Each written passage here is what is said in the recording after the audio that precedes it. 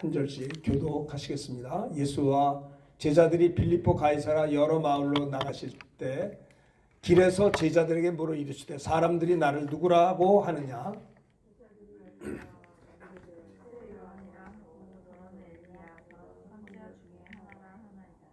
또 물으시되 너희는 나를 누구라 하느냐? 베드로가 대답하여 이르되 주는 그리스도시니이다 하매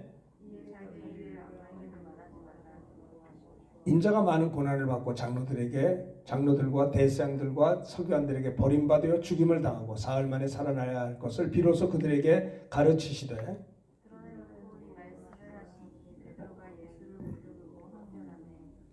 예수께서 돌이키사 제자들을 보시며 베드로를 꾸짖어 이르시되 사탄아 내 뒤로 물러가라. 네가 하나님의 일을 생각지 아니하고 도리어 사람의 일을 생각하는도다 하시고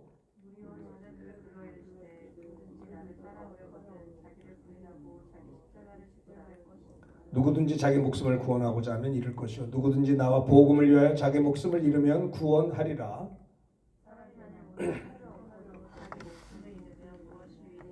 사람이 무엇을 주고 자기 목숨과 바꾸겠느냐?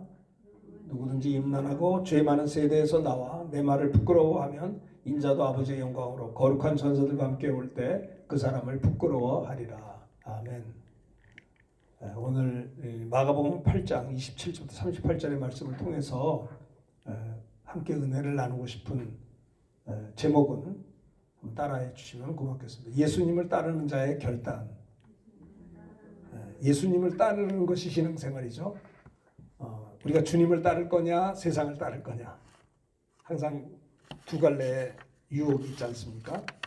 그래서 우리 예수 믿고 하나님의 자녀된 자들은 예수님을 따르는 자인데 예수님을 따르는 자는 결단이 있어야 된다는 거예요. 결단. 그죠? 한번 크게 한번 다시 따라합시다. 예수님을 따르는 자의 결단.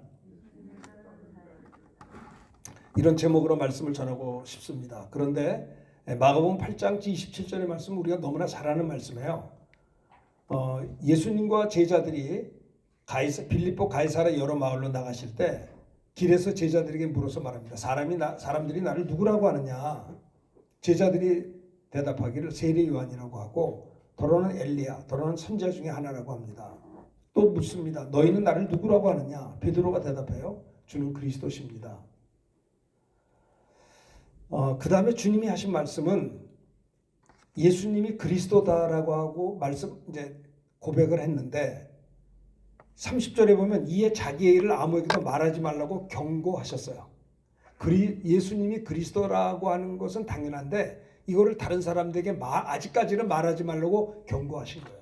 생각을 해보세요. 여러분들 만약에 예수님이 구약에 예언된 메시아 그리스도라는 것을 모든 사람이 다 알아버리면 어떻게 될까요? 예수님이 십자가를 질 수가 없는 거예요. 그렇죠? 예수님이 오신 것은 십자가 질러 오신 거예요. 피 흘려 죽으시고 부활하려고 오신 거라 이 말이에요.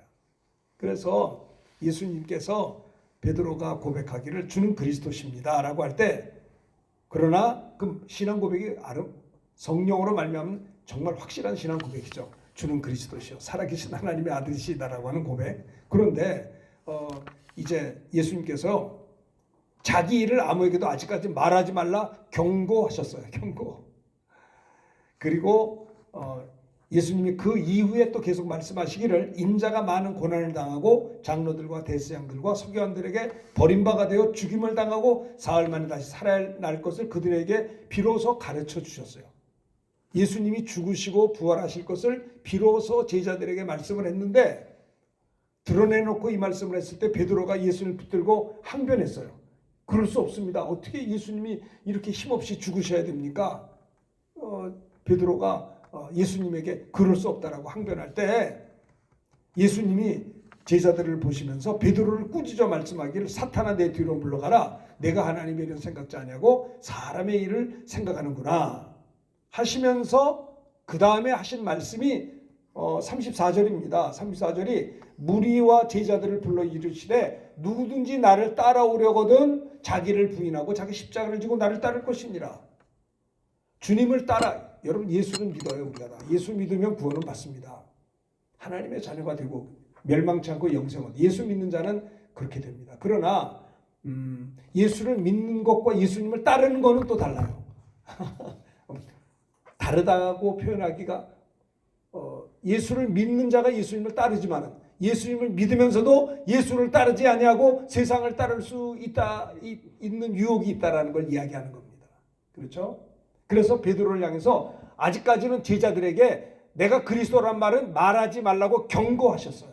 그리고 예수님 베드로가 이렇게 항변할 때 사탄아 물러가라. 왜 예수님이 온 곳은 십자가 지시고 죽으시고 부활하셔야 우리를 구원하고 마귀를 멸할 거 아니에요. 예수님이 왜 오셨어요? 우리를 구원하려고 오셨어요. 예수님이 하나님이 영이신 하나님이 영으로 오시면은 우린 구원이 없어요. 영은 살과 뼈가 없어요. 영이신 하나님이기 때문에 눈에 보이지 않지만 영이신 하나님이 육신을 입고 오신 것은 육신을 입고 오셔야 피 흘릴 수 있고 피 흘려야만이 우리 죄를 씻을 수 있기 때문에 영이신 하나님이 육신을 입고 오신 것이 예수 그리스도다 이 말이에요. 그래서 예수님이 우리가 태어나기 2000년 전에 유대 땅 베들레헴 말구육간에서 처녀 마리아 동정녀 마리아의 몸을 빌어 성령으로 잉태하여 이 땅에 육신을 입고 하나님이 오셨다니까요. 예수님은 육신을 입고 오셨지만은 사람으로 오셨지만은 아담의 자손이 아니다 이 말이에요.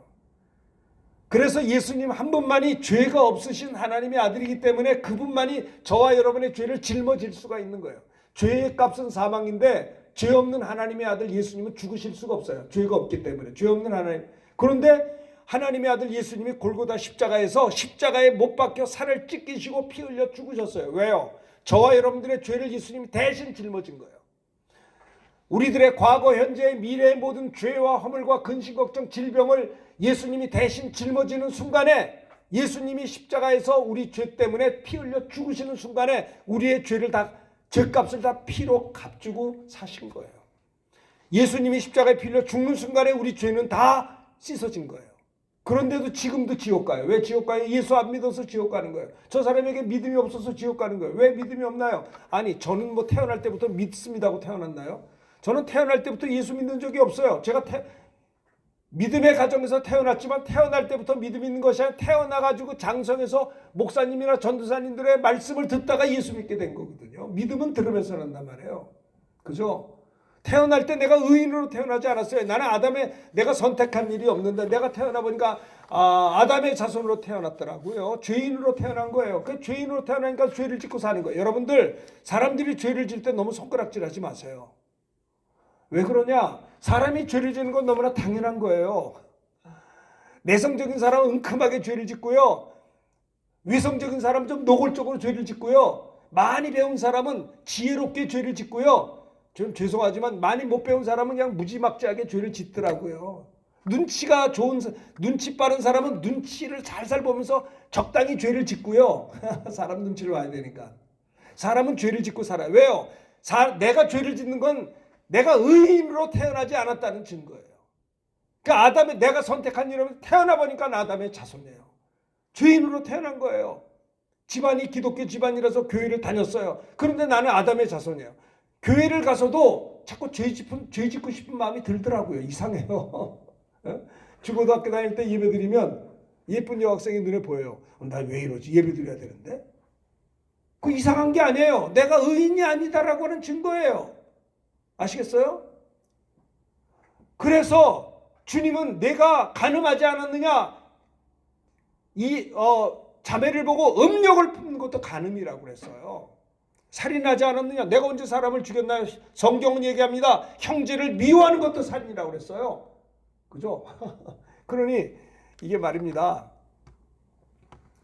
그래서 우리는 아담의 자손이기 때문에 죄가 있기 때문에 보세요. 하나님이 사람을 흙으로 지었어요. 그게 육체는 흙이에요. 사람이 죽으면 매장을 합니다. 매장을 하면요 50년 지나고 그 묘를 이장을 할 때 무덤을 파잖아요.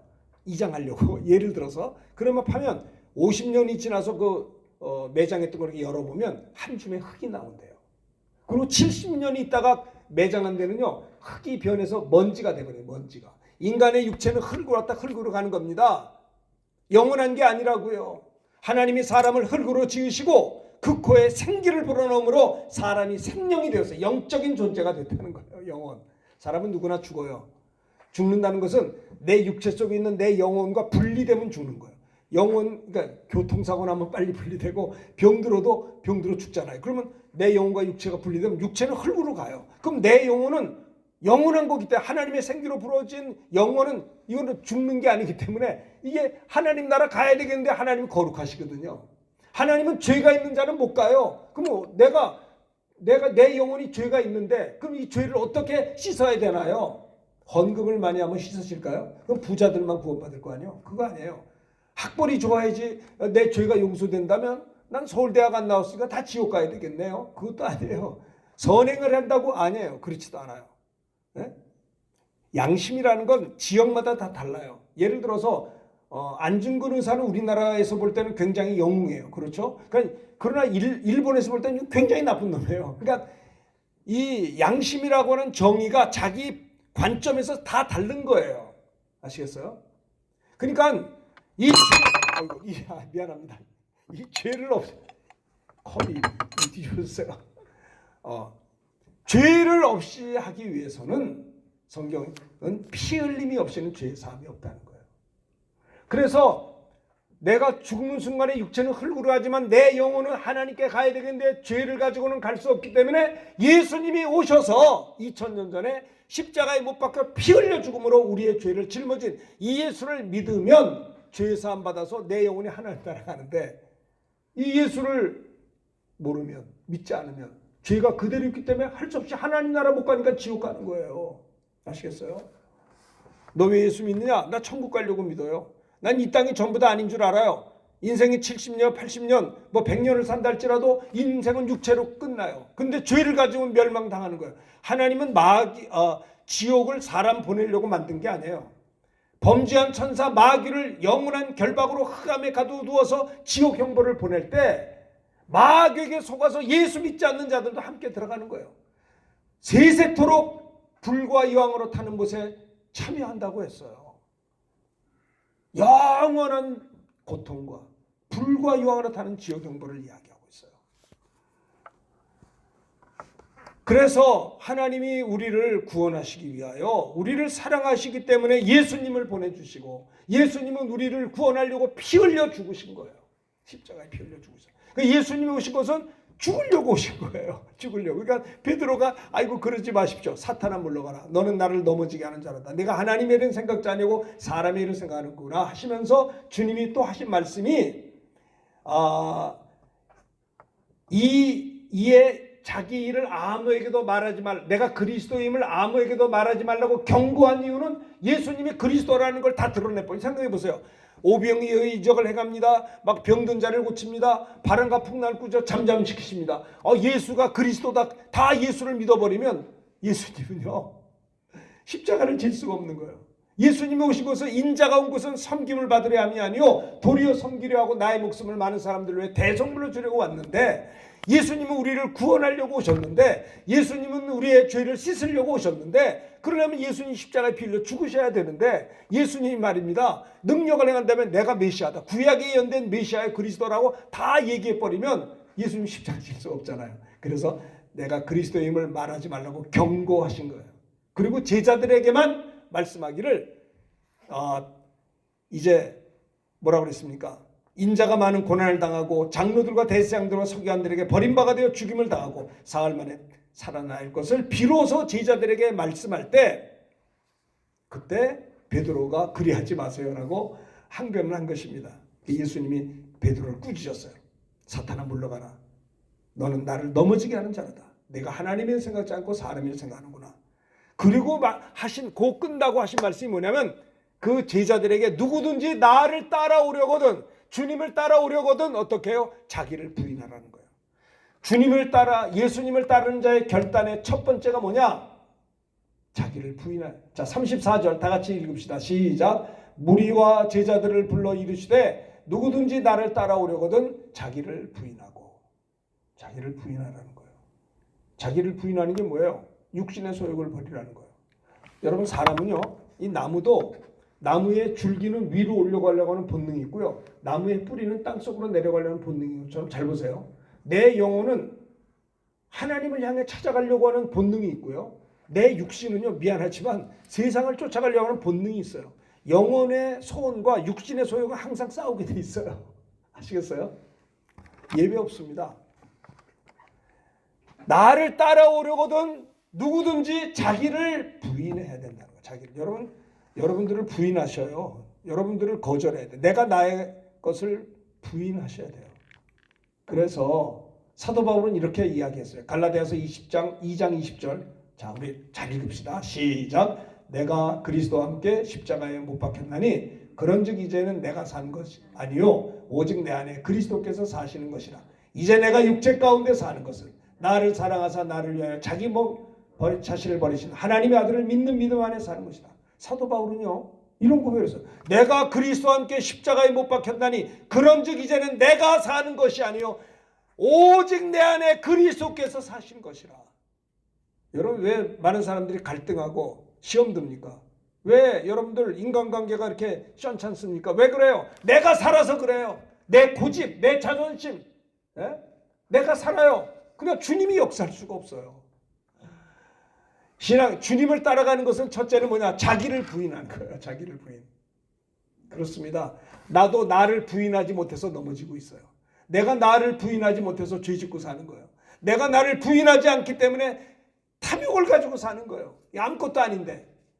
내가 사도 바울은 말합니다. 내가 그리스도와 함께 십자가에 못 박혔나니 내 옛날 사람은 다 십자가에 못 박혀 죽고 보세요. 여기를 보세요. 그런즉 이제는 내가 산 것 아니요 오직 내 안에 그리스도께서 사신 것이다. 사업을 하더라도 주여 내 안에 주님이 살아계셔서 주님이 나를 다스리시고 주님이 나를 통치하시고 주님이 나를 인도하시옵소서라고 사업하면 얼마나 좋겠어요. 그렇게 또 목사님들이 그렇게 목회하면 얼마나 좋겠어요. 내가 산 것이 아니고 내 안에 주님이 나를 다스리시고 나를 주장하셔야 되는데 어줍지 않은 내 자존심, 몇 프로치 되지 않은 내 어떤 탐욕스러운 것 때문에 나도 상하고 남도 상하게 하는 거예요. 여러분 예수님을 따르는 자들은 결단을 해야 돼. 내가 예수를 믿고 하나님의 자녀가 된 자들은 잘 보세요. 내가 예수를 믿고 구원받았지만 월요일부터 토요일까지 사는 동안에 세상을 쫓아 살 건지 주님을 따라 살 건지를 결단하셔야 돼요. 하나님과 재물을 겸하여 섬길 수 없는 거예요. 아시겠죠? 예수님을 따르는 자들은 결단을 해야 돼. 결단. 다니엘도 말입니다. 내가 우상 앞에 절한 건 먹지 않는다는 결단을 했어요. 다니엘. 하나님께 기도하는 자들을 사자굴에 던진다 할지라도 그리한다 할지라도 나는 하나님 앞에 예배하고 기도한다는 결단을 통해서 그는요 사자의 밥이 되지 않았어요. 하나님이 사자굴에서 건져주었어요. 여러분 결단이 얼마나 중요한지 아십니까?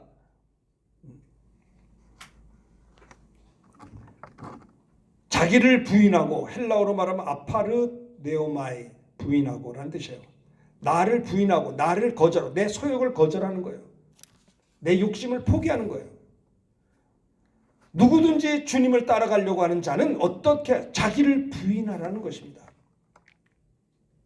우리가 알거니와 우리 옛사람이 예수와 함께 십자가에 못 박힌 것은 죄의 몸이 죽어 다시는 우리가 죄에게 종노릇하지 아니하려 함이니.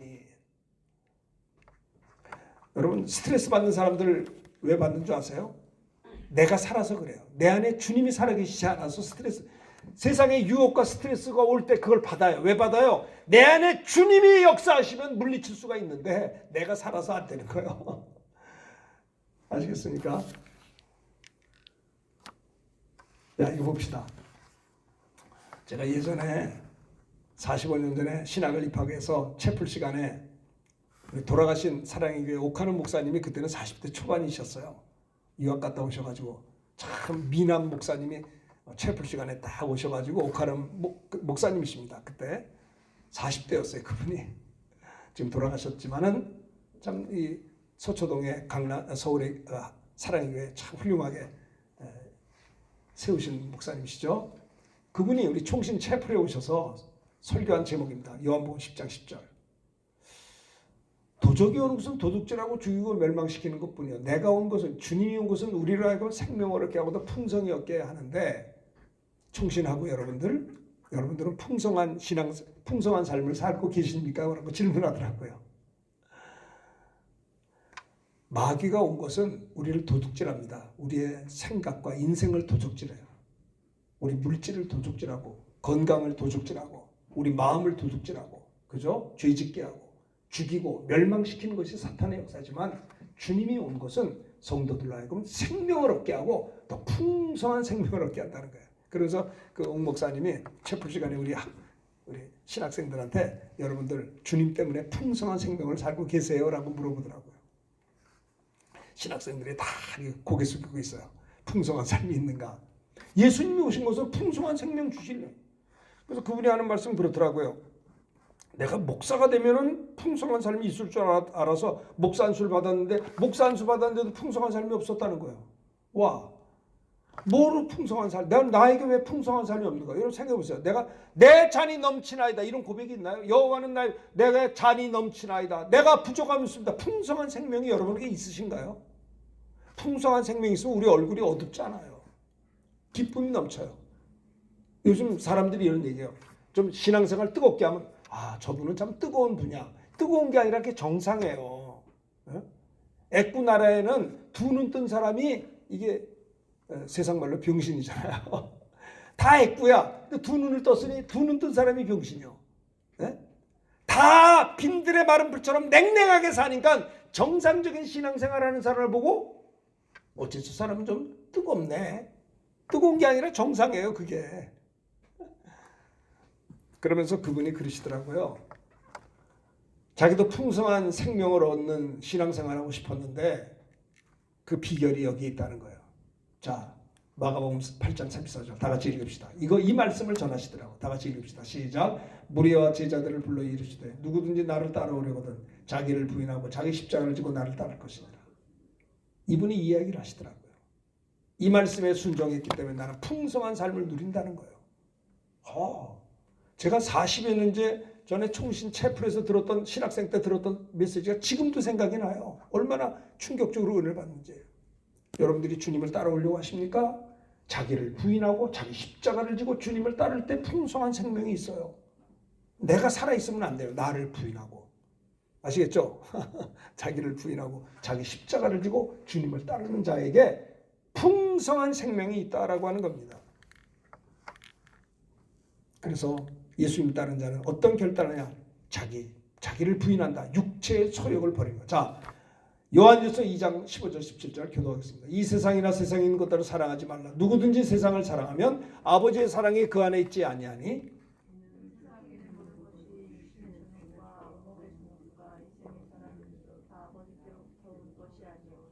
자, 17절 다 같이 합니다. 이 세상도 그 정욕도 지나가되 오직 하나님의 뜻을 행하는 자는 영원히 거하느니라. 보세요. 이 세상이나 세상인 또 사랑하지 마세요. 왜? 누구든지 세상 사랑하고 살면 아버지의 사랑이 그 안에 있지 아니합니다.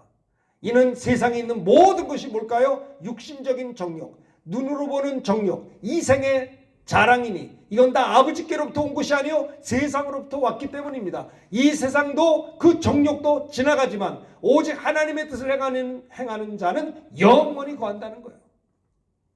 그렇습니다. 그런데 사도 바울도 이런 얘기를 했어요. 내가 예수 믿고 구원받고 성령 충만했어도 바울도 갈등을 했어요. 자, 보십시다. 사도 바울의 갈등을 7장 19절 25절 어떻게 사도 바울이 고민하고 힘들었는지를 여기서 교독하면서 들어보겠습니다. 내가 원하는 바 선은 행하지 아니하고 도리어 원하지 아니하는 바 악을 행하는도다.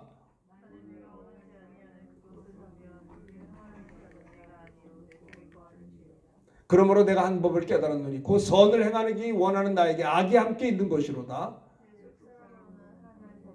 내 지체 속에 한 다른 법이 내 마음의 법과 싸워 내 지체 속에 있는 죄의 법으로 나를 사로잡아 오는 것을 보는도다.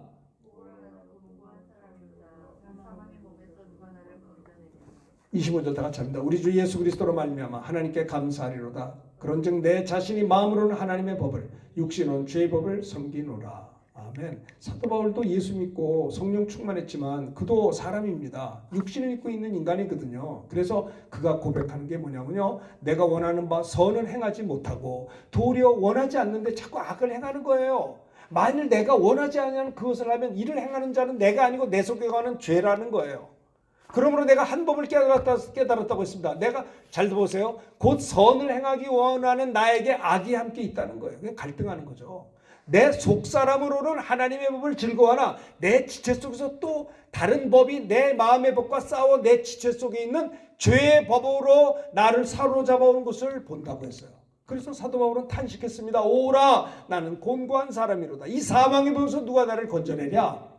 누가 건져내요? 25절 우리 주 예수 그리스도로 말미암아 하나님께 감사하리로다. 그런즉 내 자신이 마음으로는 하나님의 법을 섬기라. 육신은 말입니다. 이게 주의 머리 육신이 문제가 많은 거예요. 그래서 로마서 8장에 보면 자 교독하겠습니다. 육신을 따른 자는 육신의 일을 영을 따른 자는 영의 일을 생각하나니 육신의 생각은 하나님과 원수가 되나니 이는 하나님의 법에 굴복지 아니할 뿐 아니라 할 수도 없습니다. 만일 너희 속에 하나님의 영이 거하시면 너희가 육신에 있지 아니하고 영에 있나니 누구든지 그리스도의 영이 없으면 그리스도의 사람이 아니라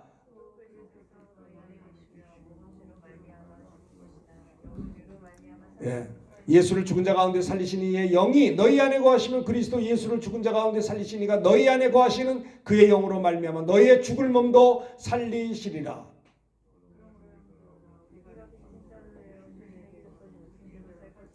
너희가 육신대로 살면 반드시 죽을 것이로되 영으로서 몸의 행실을 죽이면 살리니 사도 바울은 그런 얘기를 한 거예요. 참 고백이 절절하죠. 육신을 따른 자는 육신의 일을 영을 따른 자는 영의 일을 생각하니 그래요. 육신의 생각은 사망입니다. 그러나 영의 생각은 생명과 평안이에요. 육신의 생각은 하나님과 원수가 되나니 이는 하나님의 법에 굴복지 아니할 뿐 아니라 할 수도 없다라고 하는 겁니다. 육신에 있는 자들은 하나님을 기쁘시게 할 수가 없어요. 만일 너희 속에 하나님의 영이 거하시면 성령이 거하시면 너희가 육신에 있지 않고 영에 있나니 누구든지 그리스도의 영이 없으면 그리스도의 사람이 아니라는 겁니다. 또 그리스도께서 너희 안에 계시면 몸은 죄로 말미암아 죽은 것이라 영은 의로 말미암아 살아있는 것이니라.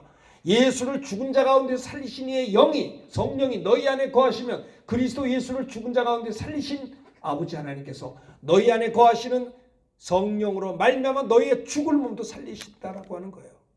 그러므로 형제들아 우리가 주님의 사랑에 빚진 자로 돼. 육신에게 줘서 육신대로 살 것이 아닌 것입니다. 너희가 육신대로 살면 반드시 죽을 것이로되 영으로서 말씀으로서 몸의 행실을 죽이면 살리. 내 영이 살아요. 무릇 성령으로 인도를 받는 사람은 곧 하나님의 아들이라. 그리스도인들은 성령 인도를 받는 거예요. 여러분들 한 주간 지나면서 성령 인도를 받으셨나요? 누구를 만날 때도 성령이 인도받아서 말을 했나요? 내 욕심대로 이야기했나? 생각해 보세요. 육신을 쫓아 살기 때문에 넘어지는 겁니다. 하나님의 영, 내 안에 내가 살지 않고 내 안에 주님이 살아계신다면요 주님의 마음을 가지고 사셔야 된다는 거예요. 그 승리할 수가 있어요. 그러면 너희가 육신대로 살면 반드시 죽을 것이라. 영으로서 몸의 행실을 죽이면서 무릇 하나님의 영으로 인도를 받는 그들은 곧 하나님의 아들이라. 성령이 인도받는 거예요. 예수님을 따르는 자의 결단은 첫째는 자기를 부인해 육신의 소욕을 버리고 두 번째는 자기 십자가를 지는 겁니다. 자, 34절 한번 읽어봅시다. 시작. 무리와 제자들을 불러 이르시되 누구든지 나를 따라오려거든 자기를 부인하고 자기 십자가를 지고. 주님을 따르는 길은요 첫째는 육신의 소욕을 버리고 두 번째는 뭐예요? 예수님이 주신 자기 사명에 헌신하는 거예요. 주님을 따라가는 겁니다. 자기 십자가가 다 있어요. 누구든지. 예수님이 십자가를 지셨습니다. 십자가를 졌기 때문에 하나님과 원수된 우리들이 하나님과 화목하게 됐어요. 그렇죠? 자 보세요. 예수님이 십자가를 안 졌으면 하나님과 우리가 화목할 방법이 없어요. 예수님이 이 땅에 오셔서 십자가에 못 박혀 피 흘림으로 말미암아 내 죄 사하셔서 하나님과 원수됐던 우리들을 화목하게 만드셨어요. 그리고 주님이 하신 말씀이 내가 새 계명을 주노니 너희는 서로 사랑하라. 내가 너희를 사랑한 것 같이 너희는 서로 사랑하라는 거예요. 저는 설날에 가족들끼리 모여서 내가 예배 드렸잖아요. 가족 예배 드리면서 제목이 뭐냐? 새 계명을 너에게 주노니 서로 사랑하라. 형제 간에 사랑하고 부모 자식 간에 사랑하고 부부 간에 사랑하라는 거예요. 동서 간에 부모 자식 간에도 사랑하라고. 서로 사랑하라. 주님이 말씀하셨어요. 어떻게? 내가 너희를 사랑한 것 같이 서로 사랑하라는 거예요. 아시겠습니까? 내 실력이 아니고요. 주님이 나를 사랑하신 그 사랑 가지고 사랑하라는 거예요. 그러면 지치지 않아요. 내 것으로 하려니까 지치는 거예요. 그게 주님의 명령이에요. 그러니까 주님이 하나님과 우리 사이를 화목하게 하신 것처럼 너희는 그 사랑 가지고 이웃과 더불어서 그렇게 하라는 거예요. 그게 자기 십자가를 지는 거예요. 자기 십자가.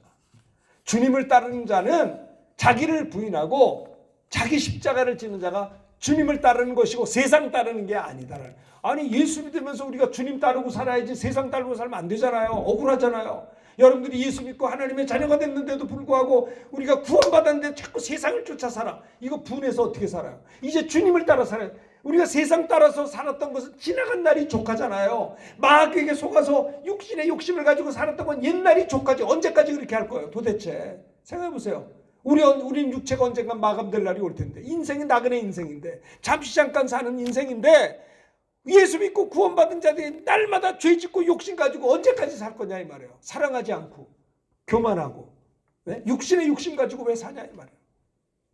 이제는 우리가요 예수 믿고 구원받은 자녀들은 세상 따라가는 게 아니라 주님을 따라가려면 자기를 부인하고 주께서 주신 내 십자가를 지고 가야 된다라고 하는 것을 이야기하고 있는 것입니다. 그 십자가 이거 힘들어서 십자가는요 힘든 거예요. 십자가가 무슨 매력이 있습니까? 여러분 십자가 달린 건 비참합니다. 가시면류관 쓰시고 양손에 대못으로 받고 막 피투성이가 되고 이 비참한 그 십자가가 매력이 없어요. 세상적으로 볼 때는. 그런데 따라합시다. 따라할 필요 없어요. No cross, no crown. 십자가 없이는 면류관이 없어요. 예수 십자가의 그 은혜가 아니어서 우리 구원이 없습니다. 또 내가 주님이 내게 주신 자기 십자가를 지는 것만큼 영원한 그날에서 받을 영광의 면류관이라는 거 아세요?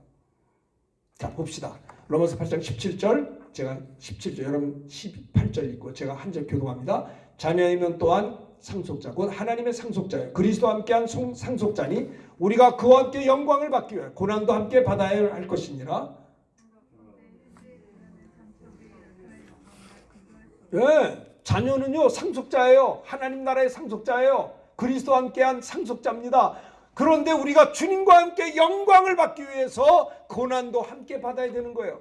여러분들이 예수 믿기 때문에 고난을 당하고 있습니까? 너무 걱정하지 마세요. 여러분들이 예수님 믿기 때문에 억울한 일을 당하고 손해를 보고 고난을 당한다 할지라도 장차 우리에게 나타날 영광과는 좋게 비교할 수 없어요.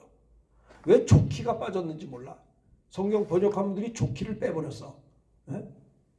성경 암송할 때 생각하는데 현재의 고난은 장차 우리에게 나타날 영광과 좋게 비교할 수 없다는데 좋기를 빼신 분들에게 난 여쭤요. 왜 좋기를 빼? 그 좋기를 집어넣으면 원문에 좀 이상한가요? 세상에. 현재 여러분들이 예수 믿으셔서 억울한 일을 당하고 손해보고 양보하고 무릎을 꿇고 고난을 당하는 거 있으면 장차 하나님 나라에서 우리에게 나타날 영광과 좋게 비교할 수 없는 겁니다.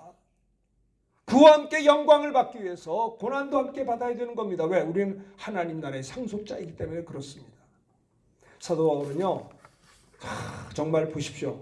자, 교독해 보겠습니다. 사도 바울의 고백을 들어보세요. 22절 제가 읽습니다. 보라 이제 나는 성령에 매여 예루살렘으로 가는데 거기서 무슨 일을 당하는지 알지 못하노라.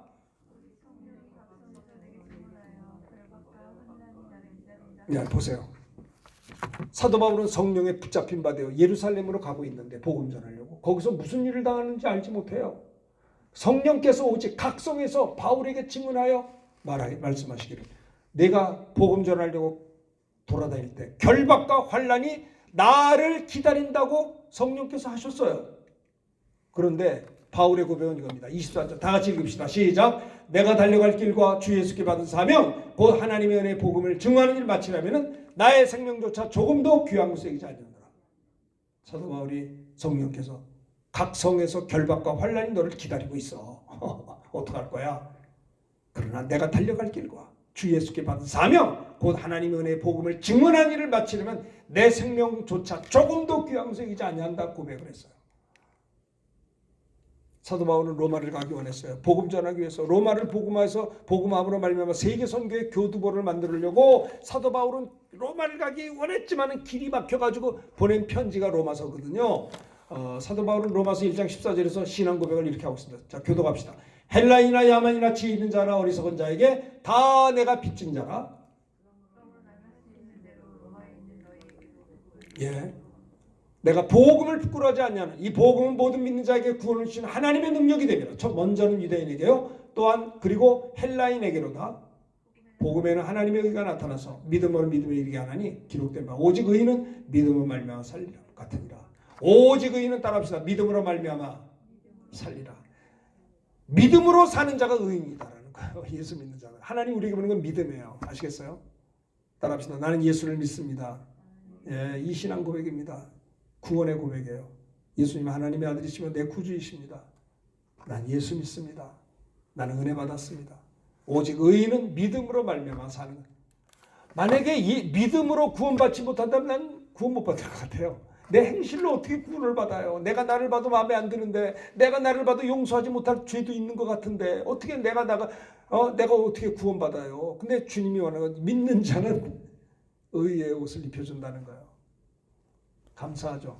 오직 의인은 믿음으로 말미암아 사는 자인 것입니다. 믿는 자는 의인이다라는 거예요. 예수님을 따르는 자는 결단이 필요해요. 결단. 사업하는 사람들도요, 내가 올해는 하나님의 축복 가운데 다시 일어나겠다라고 하는 결단, 이거 있어야 될 거 아니에요? 공부하는 학생들도 내가 하나님 앞에 지혜를 구하고 믿음으로 열심히 기도하고 하나님의 영광을 위해서 내가 이렇게 해서 이런 열매를 맺겠다고 결단을 해야 공부해서 뭐 열매 맺을 거 아니에요? 목사님들도 이 어려운 코로나 와중에서도 전도하기도 힘들지만 그러나 포기하지 않고 끝까지 하나님의 영광을 위해서 내가 많은 영혼들을 섬기고 목회를 하겠다라고 결단을 해야 주의를 할 거 아니에요. 결단은 중요한 겁니다. 예수 믿은 자들은 이런 최소한 내가 예수 믿고 하나님의 자녀가 되기 때문에 더 이상 나에게는 마귀 유혹에 쫓아갈 수 없다는 거예요.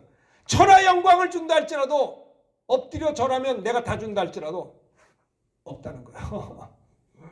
바이어가 왔어요. 같이 술 먹고 놀고 죄 지면 내가 계약해 줄게요. 그 계약을 하면 내가 돈방석에 앉아요. 그거를 거절하고 없애버리고 난 주님 앞에 가는 거예요. 아시겠어요? 천하영광이 이렇게 단순한 게 아니에요. 사람들은 몇 프로치 안 되는 거에 신앙을 다 팔아먹는단 말입니다. 안 그래요? 솔직히 얘기해 보시라고요. 그리고 기도하는데 되겠어요? 결단을 해야 돼요. 내가 더 이상 죄 가운데 있을 수 없다는 결단, 어두움 가운데 살 수 없다라고 하는 결단, 병자들은요 하나님의 은혜로 내가 병들 수 없다는 결단, 건강해야겠다, 내가 기도 응답받고 살겠다는 결단, 한 번밖에 없는 인생 나는 실패할 수 없이 실패하지 않고 하나님의 은혜로 하나님의 영광을 위해서 내가 열매를 맺어야겠다는 결단을 하고, 기도하는 자들은 응답받겠다고 결단을 하고 믿음으로 응답될 때까지 기도해야 되는 거예요. 결단이 중요한 것입니다. 하나님 우리 의지를 초월하지 않으세요. 내가 너에게 못해주기 원하느냐? 주여 내가 보기를 원하나이다. 내 믿음대로 될지. 보기를 원한다고 외칠 때 하나님 앞에 기도해서 고침받으려 때 속의 눈을 떴다니까요. 결단해야 돼. 예수님을 따르는 자의 결단. 아무든지 나를 따라오려거든 자기를 부인하고 육체의 소욕을 쳐서 복종시키고 자기 예수님이 주신 사명에 헌신하는 자기 십자가를 지고요. 자기 십자가를 지는 거예요. 여러분 138년 전에 서구의 미국 선교사들, 영국, 호주 선교사들, 파란 눈의 선교사님들이, 젊은 분들이 오셔서 하나님의 보냄을 받아 조선 땅에 오셨어요. 20대 중반, 후반, 30대 초반의 젊은 목사님들, 어려운 한글을 배우고 그들은 선교사로 오셨어요. 오셔서 순교를 당했어요. 대동강변에서 내리자마자 토마스 선교사는 목배임을 당했어요. 수많은 사람들이 풍토병으로 죽었어요. 아내가 죽었고 자식이 죽었어요. 138년 전입니다. 서구 선교사들이 하나님의 보내심을 받아서 5,000년 동안 6,000년 동안 한 번도 예수 믿어본 적이 없는 조선 땅 구원하려고 이 땅에 오신 거예요. 그래서 드디어 예수를 믿게 되었어요. 그리고 황해도 소래교회가 최초 대한민국에 세워진, 전도에서 세워진 교회입니다. 그리고 최초로 세워진 신학교가 평양신학교예요. 평양신학교 졸업생이 7명이에요. 한국 목사님들이에요. 한국 초대교회 목사님들이었어요. 138년 만에 오늘 남한 땅은 이렇게 아름답게 달라졌어요. 물론 많은 모순이 있고 사탄의 역사가 얼마나 많은지, 대한민국이 이렇게 축복받으니까 얼마나 마귀 역사가 많은지, 정치, 경제, 사회, 문화, 교육 할 것 없이 얼마나 사탄이 대한민국 무너뜨리려고 난리 떨잖아요. 예수 믿지 못하게, 올바로 신앙생활 잘하지 못하게끔 이상한 법을 만들잖아요. 그거 다 무너졌지만은. 여러분, 그래도 하나님께서 대한민국에 믿음의 뿌리를 두셔서 미국 다음에 선교 대국, 지금 지구촌에 3만여 명의 선교사를 파송하는 막강한 나라가 되었어요. 원조받는 나라 중에서 원조하는 우리나라밖에 없어요. 왜 그런 줄 아세요? 하나님의 교회가 일어나니까 되는 거예요. 아시겠어요? 여러분, 교회가 살아야 동네가 살아요. 교회가 병들고 타락하면 도시가 죽습니다. 하나님이 축복하지는 않기 때문에 그래요. 그 젊은 서구 선교사님들이 그 서구의 아름다움을 다 버리고 바보처럼 기가 막힌 두손 땅에 와서 고초를 당하고 기가 막힌 순교를 당하면서도 끝까지 자기 십자가를 졌기 때문에 이 나라가 열매를 맺은 거예요. 주님을 따라가는 자기를 부인하고 자기 십자가를 지는 것이다라는 겁니다. 미얀마에도요, 아도리람 저드슨이라는 미국 선교사가 들어갔어요. 근데 7년 동안 세례받은 사람이 한 사람이에요. 버마 사람들이 예수 안 믿는 거예요. 불교 나라니까. 소승 불교의 원산지가 버마거든요. 버마 선교사로 이제 누군가 저드슨 선교사님이 와서 선교가 안 됩니다. 한 사람 딱 예수 믿었어요. 그래가지고 이분이 버마 옆에 있는 산지 쪽으로 들어가서 소수종교에 가서 예수를 믿게 됐어요. 그 아도리람 저드슨 선교사님이 30년 동안 미국 선교사님이거든요. 오셔가지고 버마 불교 소승 불교의 본산지잖아요, 거기가. 그래서 거기 저도 있어봤습니다만은 거기서 복음을 전했어요. 얼마나 그분으로 인해서 그 소수종족들이 얼마나 많이 예수 믿은. 지금요 미얀마가 5천만 명인데 크리스찬 퍼센트가 8%예요. 우리나라 영남이 10%가 안 되거든요. 호남은 30%고요. 전국적으로 한 20%가 크리스찬인데 미얀마 불교 나라에서 크리스찬이 지금 8%가 됐다고 그래요. 엄청나. 왜냐면 지금 제가 20년 전에 미얀마 한인교회 있을 때는요, 선교사님들이 한인성 50명 있었는데 지금은 200명, 300명이에요. 대한민국 선교사님들이 다 들어가서 복음 전하고 있어요. 지금 이 와중에도. 그래서 아도리람 선교사님은 얼마나, 저드슨 선교사님이 얼마나 희생을 했는지 30년 후에 본국 미국에 돌아가서 인터뷰를 하는데 인터뷰가 안 되는 거예요. 왜 안 되는지 아세요? 많은 분들이 말합니다. 저드슨 목사님 30년 동안 버마 나라에서 고생했습니다. 어떻게 섬겼는지 우리에게 이야기해 주세요 하고 마이크를 대는데 말을 못해요. 왜 말을 못하냐면 30년 동안 버마 사람들과 살다가 영어를 잊어버렸어요. 아이고, 자기가 미국에서 태어나서 이렇게 목사님이 돼가지고 왔는데 30년 동안 버마의 나라에 가서 선교사하다가 영어를 잊어버렸어요. 기가 막힌 거 아니에요? 이게 주님의 사랑 아니에요? 그래서 버마, 지금 미얀마죠. 미얀마가 8%가 크리스찬이라니까. 대단한 거예요. 동남아, 태국 0.1%밖에 안 돼요. 태국의 선교사 수백 명이 넘쳐요. 이상하게 태국은 향락 문화가 많아. 예수 안 믿어요. 그런데 미얀마는 군사 독재가 있었고요. 사회주의가 있었고요. 영국의 식민지도 했었고요. 어려운 역경 가운데, 고난 가운데 선교사님들의 수고로 인해서 우뚝 자기 십자가를 지는 것만큼 면류관과 상급이 있는 거예요. 얼마나 감사한지 몰라요. 예수님을 따르는 자의 결단은 예수님이 주신 사명에 헌신하는 것이다라는 것입니다. 저는 그런 생각해요. 누가 복을 받을 자냐? 쓰임 받는 자가 복이 있다고 생각해요. 저는 그렇게 생각해요. 하나님 날 좀 써주세요. 한 주간 한 주간 허송세월하지 않게 하시고 주의 복음 전할 때 내가 쓰임 받게 되기 원합니다. 그래서 건강하고 싶어서 새벽기도 끝나면 열심히 걸어요. 한 50분씩 걸어요. 추워도 뒤집어 쓰고. 왜? 건강해야 주의 일할 거 아니에요. 내 수가 얼마인지 알지 못하나 내 나머지 여생 썩어질 세상을 위해 사는 게 아니라 천하보다 귀한 영혼들 구원하고 싶어서 저들을 위해서 새벽마다 기도하고. 왜 기도해요? 내 힘으로 안 되니까 기도하는 거예요. 하나님, 저 사람 마음을 열어 저 영혼 구원해 주세요. 저 사람도 예수 믿고 구원받게 해달라고 기도하는 거예요. 기도는 응답이 있지 않습니까? 병든 자 위해서 기도할 때 고침받더라고요. 기도가 왜 응답이 없어요? 왜? 귀신을 쫓아내고 마귀를 멸하고 어른들 애들들 할 것 없이. 요즘 애들도 문제가 많더라고. 애들도 어른들이 그 지하철에서 다들 스마트폰 보고 있잖아요. 그래서 그 자녀들도 다 보니까는 맨날 만화 비디오 보더라고요. 계속 이것만 봐. 그냥 아침에 일어나서 보고 밤에 또 보고. 이런 나라가 세상에 어디 있어요? 주님을 따라가야지 비디오 폰을 따라갑니까? 주님을 쫓아야지. 아니, 스마트폰이 나쁘다는 게 아니라 어떻게 이걸 24시간 그걸 봅니까? 정보 없어도 돼요. 예수 믿으면 되는 거 아니요? 잠깐 보면 되지. 아주 거기서 아주 즐겁게 거기서 날아. 스마트폰이 나의 목자시니 내가 부족하면 말이 되는 겁니까? 아주 잠잘 때까지 봐. 머리맡에 놓고 자요. 이게 주님을 쫓는 겁니까? 세상 따라가는 거지. 스마트폰이 잘못됐다는 게 아니라 거기 너무 중독이 되면 안 된다는 거예요. 중독이. 애들도 중독이 됐더라고요. 와. 요즘 부모들은 애들이 잘못해도 책망도 안 해. 그냥 놔둬버려. 애들이 괴물이 되는 거예요. 전부 다. 하나님 앞에서 바로 살아야죠. 예수님을 따른 자의 결단은 첫째는 자기를 부인하고 육체의 소욕을 버리고 두 번째는 자기 십자가를 지는 것. 이게 면류관이에요. 상이 있단 말이에요. 예수님 주신 사명에 헌신하는 겁니다. 주님, 내가 여기 있습니다. 나는 미얀마 갈 때 찬송했어요. 주님, 내가 여기 있사오니 나를 보내소서.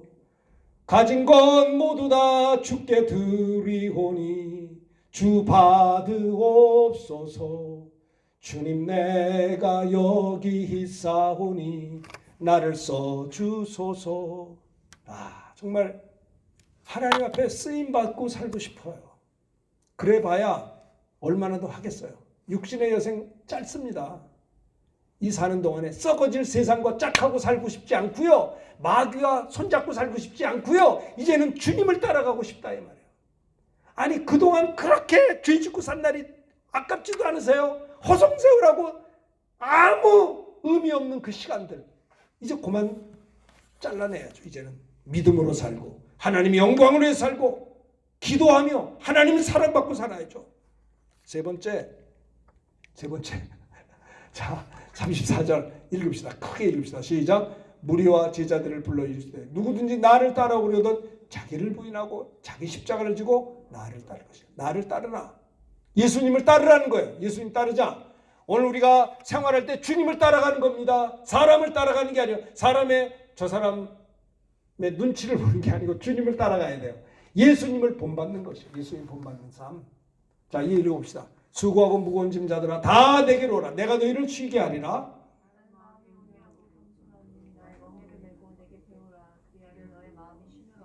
30절 다 같이요. 이는 내 멍에는 쉽고 내 짐은 가벼우니라.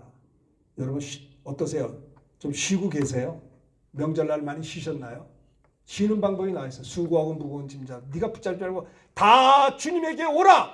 주님께 무거운 짐을 맡길 때 내가 너희를 쉬게 하리라. 저도 쉬고 싶어요. 내 모든 걸 막 주님께 갈 때 쉼을 얻어요. 또 하나 주님 말씀은 나는 마음이 온유하고 겸손하니 온유의 멍에를 메고 겸손의 멍에를 메고 주님의 온유와 겸손을 배우라. 온유와 겸손을 가지고 살면 그리하면 너희 마음에 쉼을 얻는다는 거야.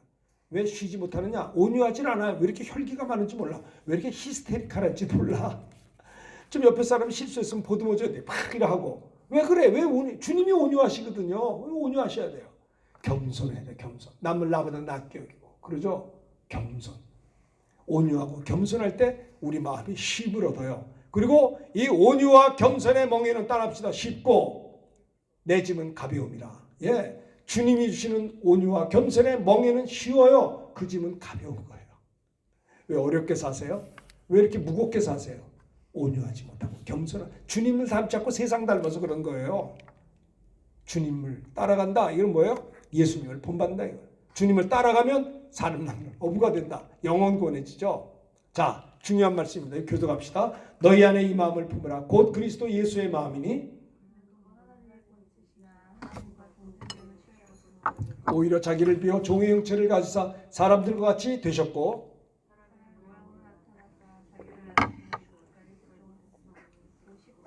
이러므로 하나님이 그를 지극히 높여 모든 이름에 뛰어난 이름을 주사 11절 다 같이 합니다. 모든 입으로 예수 그리스도를 주라 시인하여 하나님 아버지께 영광을 돌리게 하셨느니라. 자 보세요. 5절을 보세요. 너희 안에 이 마음을 품으라. 곧 그리스도 예수의 마음이니 우리가 주님의 마음을 품고 사셔야 돼요. 주님의 마음 가지고 할렐루야. 주님의 마음으로 상대방을 대하고 주님의 마음을 가지고 주님은 섬겼잖아요. 제자들이 발을 씻겨준 것처럼 주님의 마음을 품으라. 그는 하나님의 본체지만 근본 동등됨을 취하게 하시고 자기를 종의 형체를 가지고 사람들 같이 되셨고요. 사람의 모형으로 나타내시고 자기를 낮추 죽기까지 십자가에 죽으셨어요. 그러므로 하나님이 지극히 높여 모든 이름에 뛰어난 이름을 주셔서 사람 하늘에 있는 자들과 땅 아래 있는 자들이 모든 무릎을 예수의 이름으로 꿇게 하시고 모든 입으로 예수를 그리스도라 주라 시인하여 하나님의 영광을 돌리겠다. 주님이 겸손할 때 하나님이 그리스도를 주로 시인하여 모든 무릎을 예수의 이름에 꿇게 하니까 겸손하니까 높여주신 거죠. 나는 포도나무에 너희는 가지라. 그가 내 안에 내가 그 안에 거하나니 사람 열매를 많이 맺나니 내가 그 안에 거하면 사람 열매를 많이 나를 따라합시다. 나를 떠나서는 너희가 아무것도 할 수 없습니다. 예. 주님을 떠나서 우리가 아무것도 할 수 없다는 것을 고백하게 됩니다. 아무쪼록 여러분들이 이 주님을 따르는 한 주간이 되시길 바라고요. 주님을 따라가려면 자기를 부인하고 자기 십자가를 지고 주님을 따라가는, 주님을 본받는 이런 풍성한 삶이 있어지기를 바랍니다. 이 말씀 들은 걸 기억하면서 우리 찬송가 한 장 부르겠습니다. 어디든지 예수 나를 이끌면 이 찬송 부르면서 우리가